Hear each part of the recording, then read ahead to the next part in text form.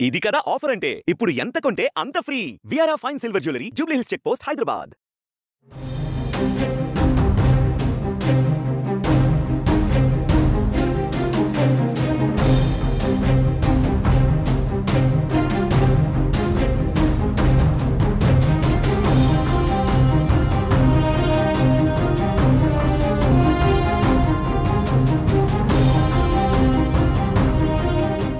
AP రాజకీయాలలో కీలక పరిణామం చోటు చేసుకుంది. ఎమ్మెల్యే కోటాలో నిర్వహించే ఎమ్మెల్సీ ఎన్నికలకు తెలుగుదేశం, బీజేపీ, జనసేన కూటమిలో భాగంగా జనసేన అభ్యర్థిగా కొణిదెల నాగబాబు పేరును పార్టీ అధ్యక్షులు డిప్యూటీ సీఎం పవన్ కళ్యాణ్ ఖరారు చేశారు.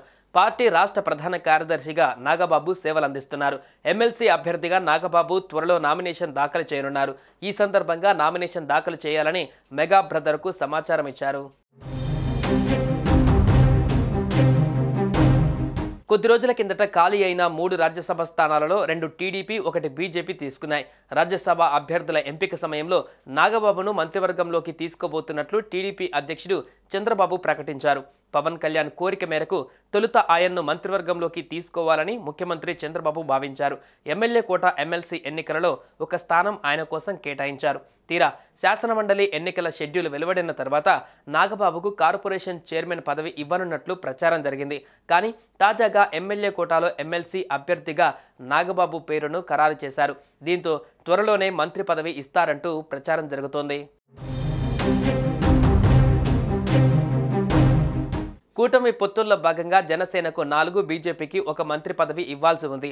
దాంతో భర్తీ కావాల్సిన ఆ స్థానంలో నాగబాబుకు అవకాశం ఇవ్వనున్నారు.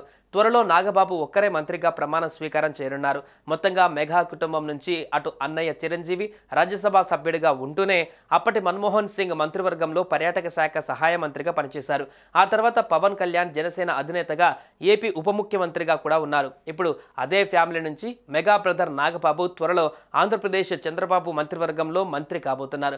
ఒక రకంగా ఒకే ఇంట్లో 3 వ్యక్తులు కమ్ హీరోలు, మినిస్టర్స్ అయిన ఘనత కొణిదెల ఫ్యామిలీకే దక్కుతుంది. నాగబాబుకు మంత్రిగా ఏ శాఖను కేటాయిస్తారో చూడాలి. సుమన్ టీవీలో మీ పర్సనల్ అండ్ బిజినెస్ ప్రమోషన్స్ కోసం కింది నెంబర్కి కాంటాక్ట్ చేయండి.